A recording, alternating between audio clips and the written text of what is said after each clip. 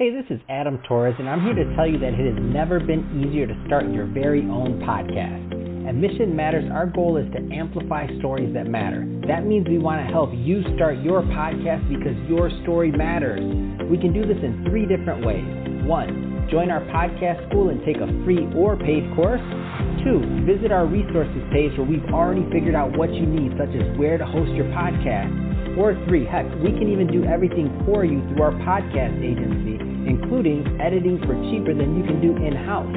Oh, and no contracts, service is month to month. Get started by heading over to missionmatters.com and click on Start a Podcast. All right, now let's get into the show.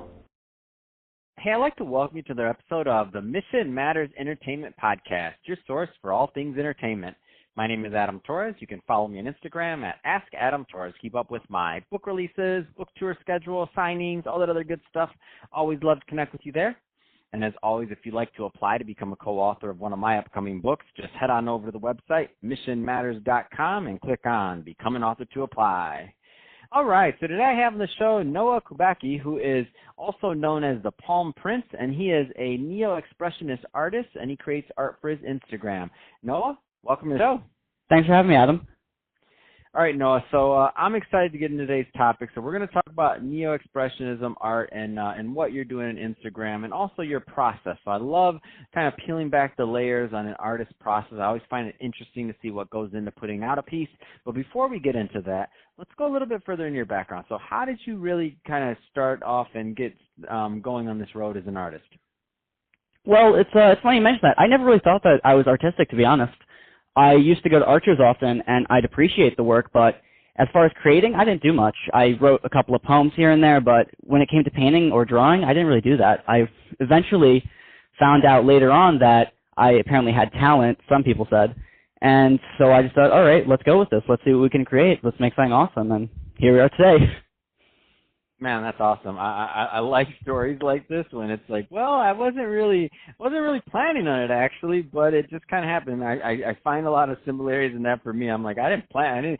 I think when I went to school, I don't know if podcasting was out, so I couldn't have went to school and said, hey, I want to be a podcaster when I grow up because I don't know if it existed. Oh man. So I think it's a great transition, too. So let's just dive right into the type of art you're making and your process. So tell us a little bit more about what goes into what you do. Okay, so as you know, and as you mentioned, I'm a Neo-Expressionist artist, which means that I try to express emotion and really invoke that in a piece. So I use bright colors, and I'm always using different line design. What my process is, it's very interesting. Usually when I'm out at places, I think of random phrases or words, something that just interests me, you know.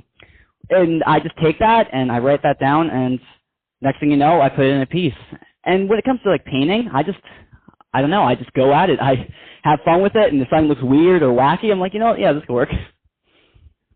That's awesome. And so what have you, like, on this journey as an artist, 'cause I've looked at your Instagram, there's a lot of interesting pieces there.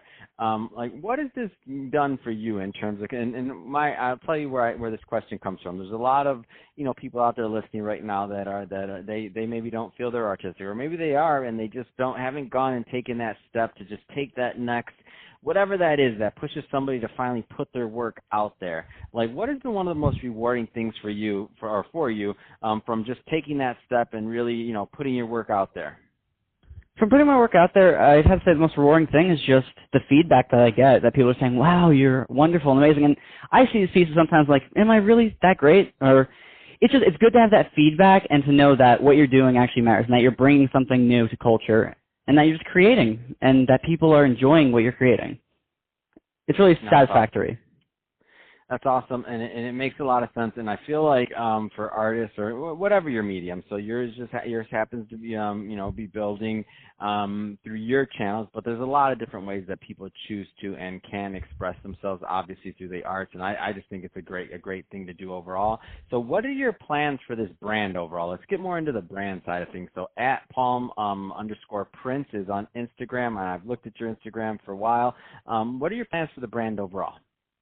I want Palm Prince to be a name that's up there with a bunch of artists. I mean, I think every artist wants that at a certain point, but I want it to not just be something you say impassive. I want people to understand that my brand is, I'm very expressive, and I want people to just appreciate my work eventually, hopefully, I want to have my own store so that I could help get this work out to other people into their homes.